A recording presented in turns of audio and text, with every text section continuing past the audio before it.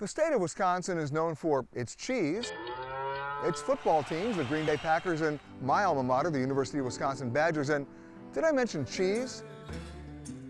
But what Wisconsin is not well known for is so much a part of what Wisconsin is. I'm talking about Native American culture. Consider this, 11 separate Indian tribes, each its own sovereign nation. And on these native lands, hidden gems most travelers never get to see because they just don't know where to look. Special destinations and experiences, ranging from untouched wilderness to ancient Native American architecture. I'm Peter Greenberg, here to show you my secret hidden gems of Wisconsin. Wisconsin is home to the greatest number of Native American tribes east of the Mississippi River.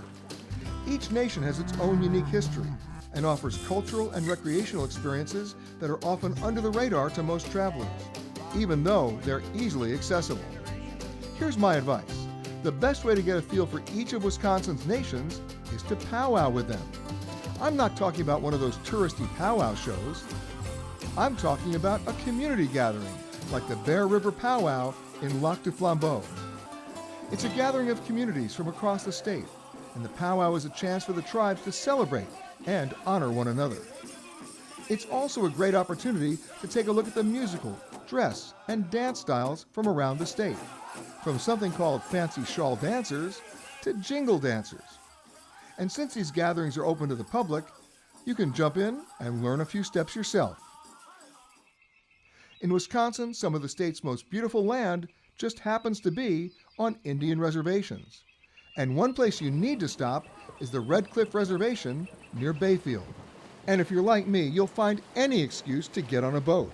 And Red Cliff has plenty of opportunities to get into the water, since it's at the mouth of Lake Superior. But don't just take a regular kayak. Paddle out in a traditional Chippewa canoe. These long-nosed boats are the descendants of birch bark canoes used by the Red Cliff Chippewa and later French fur traders. If you want to explore by boat even more, you can head to Sand Island, just off Frog Bay Tribal National Park. Centuries of wave action, freezing and thawing have sculpted the sandstone shorelines of Sand Island into some pretty amazing formations. Nature has carved delicate arches and chambers that you can see. It can take some maneuvering to get inside the cave's deepest recesses, but once you get there, it's an experience you won't soon forget. Awesome! Now, what do most tourists do when they travel around the United States? I know what you do. You buy souvenirs, and most of them aren't even made in the United States. Well, here in Wisconsin, you're in for a treat because you can join one of dozens of Native American arts classes and make your own. I'm holding here a cornhusk doll. And what is a cornhusk doll? A cornhusk doll is a doll that's made out of corn husks. That part I got. Now, you don't have to be an expert to join in on one of Amelia's classes through the Oneida Nation Arts Program in Green Bay. Anyone can join in, even me, and learn how to make these dolls that Amelia's family has been making for generations. I have to ask you this question. Why do you continue to teach this? It's part of our culture. It's part of who I am. And you don't want to lose it? No, I don't want to lose it. And I think it's important for them to learn how to do it too. For another take on tribal arts, travel to Lac du Flambeau. A place you need to stop there is the Woodland Indian Art Center. The center has year-round art classes where locals and visitors can learn how to make beautiful and functional Native American objects. Skills like birch bark basket weaving, say that 3 times fast, even beading that would otherwise be lost are kept alive through these classes. The knowledge you earn is a souvenir definitely worth bringing back home. Thank you. You may think that eating organic and buying local is a relatively new phenomenon. Well, you better think again. Look behind me. The tribal people of Wisconsin have been doing that for centuries. It's truly an unexpected surprise. Because when you think about Wisconsin, you think cows, you think cheese, but you don't think buffalo. There are about 100 of them at the Oneida Nation farm in Green Bay. So I've heard of ranch to table and farm to table. We're farm to farm right now, aren't we? You're about as close as farm to farm as you're going to get right here. Now I got a question for you. Who's this one?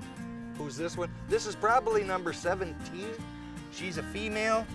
She is a pest. She's checking us out. She's checking us out right now, and we got to keep an eye on her because she don't know exactly when to stop and go away.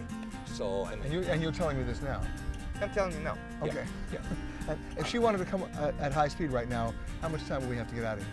Not enough. For those of you a little less adventurous, you can still watch the buffalo roam from a safer distance away. Wisconsin natives have been cultivating wild rice for hundreds of years, and the process continues largely unchanged to this day. The Menominee Nation is especially known for wild ricing. In fact, Menominee means wild rice people. Now, you can't harvest the wild rice yourself. You need a permit for that. But you can see how the rice is processed before it's cooked. This tradition has been passed down from generation to generation. And here's a fact you might not know. Many of the tribes in Wisconsin are originally from other parts in the country. When they moved, they brought along their local architecture, like the longhouse. And we still have some structures that are longhouses. This is a small one compared to outside of Rochester, where they actually did an archaeological dig, and they found one that was like the length of a football And that was field. the Iroquois. That was the Iroquois, yep. Now I got to ask you, what is this? This is actually a corn pounder, and what the women would do is they actually had a stump, and they'd put the corn in there, and they'd start pounding the corn. So they That's could the actually, maize. Yep. Or if the husband stayed out a little bit too late at night with the boys. Oh yes, Yeah. I'm pretty sure it was pretty effective. Oh, yeah. From incredible natural resources like the Menominee Forest to Channa Lake behind me, to immersive cultural experiences you can't find anywhere else. That's the Wisconsin that I know, and those are my hidden gems of Wisconsin.